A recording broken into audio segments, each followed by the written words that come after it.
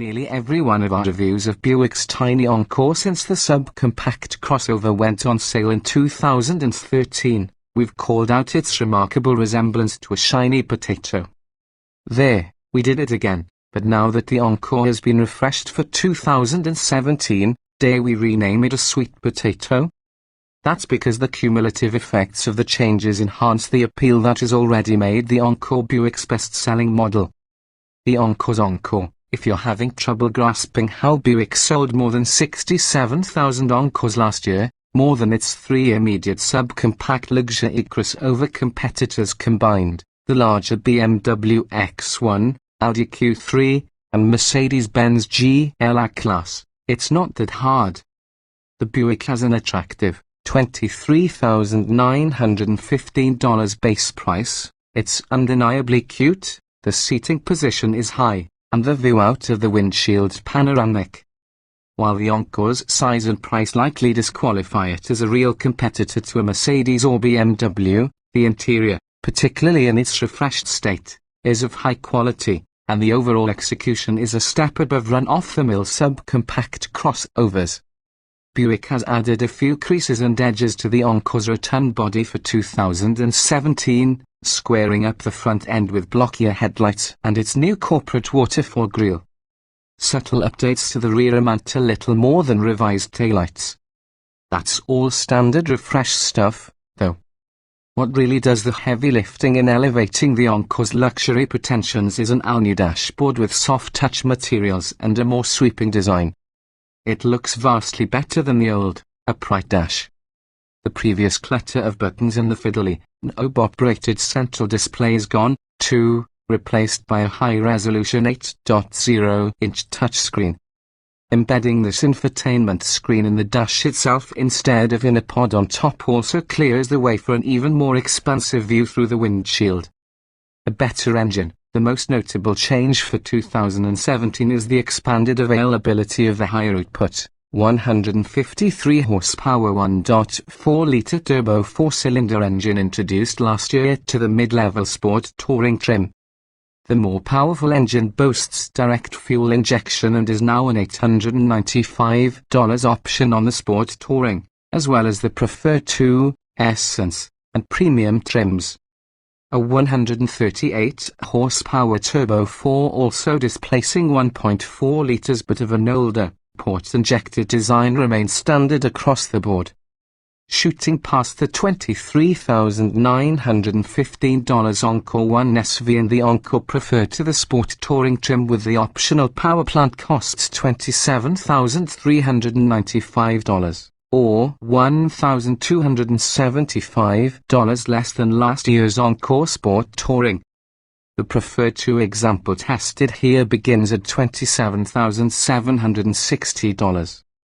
The more powerful engine and one other option, $395 Quicksilver metallic paint, brought its MSRP to $29,080. We've been skeptical of Buick's ambitious pricing for the Encore since it first went on sale in 2013, and nearly $30,000 for a crossover this small lacking a prestigious badge on a hood is nothing if not ambitious. Healthy sales paint a different reality, and in this alternate order, provided you're already looking at a higher spec Encore to begin with, the upgrade engine seems worth every bit of its $895 cost. Advancing the 153 horsepower engine's case is easy for those who don't dawdle in the left lane, as this Encore is the quickest we've ever tested. It reached 60 miles per hour in 7.8 seconds, compared with 9.2 seconds for the all-wheel drive 16 Sport Touring and 9.3 seconds for a front-drive 2013 Encore with the now base engine. Acceleration across the board, from the quarter mile to 30 to 50 mph and 50 to 70 mph passing times, was notably zippier. With the burlier engine, the Encore feels peppy and not nearly as underpowered as it does with the base 1.4-litre 4. Part of the deal, too, is a fuel-saving stop-start feature that can't be turned off. It's a good thing the engine smoothly and quietly restarts after going dark at stoplights and when stopped in heavy traffic. For those who don't need all-wheel drive, the Encore makes a solid case for sticking with the standard front drive configuration.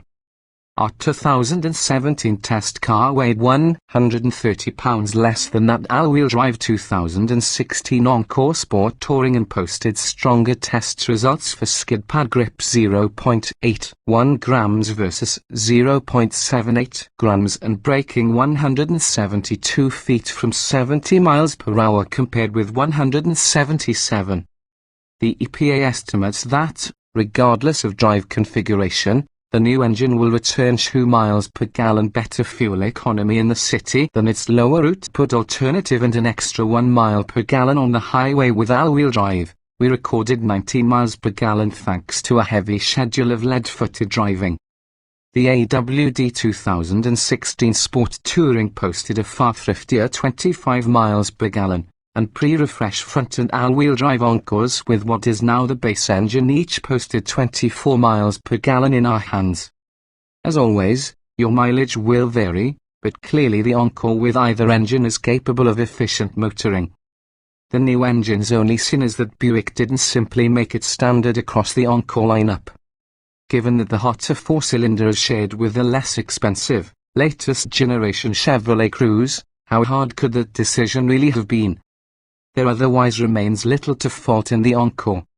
The rear seat ably holds 2 adults in the outboard positions. There is a third seat belt, but you could fit only a small bag of potatoes there, and the lower cushion has a nice chair-like height, plus there is plenty of headroom and legroom. A surprising 19 cubic feet of stuff can fit in the cargo area. And while the suspension keeps body roll and the stubby body's foreft rocking over speed bumps well enough in check, the dynamic trait of greater consequence to buyers in this space is quietness, something the Encore is in spades. As long as customers keep hankering for Lilliputian luxury potatoes, we needed to sneak in one more spud plug. The Encore's updated looks, interior, and available power should keep Buick Steelers busy for a few years to come.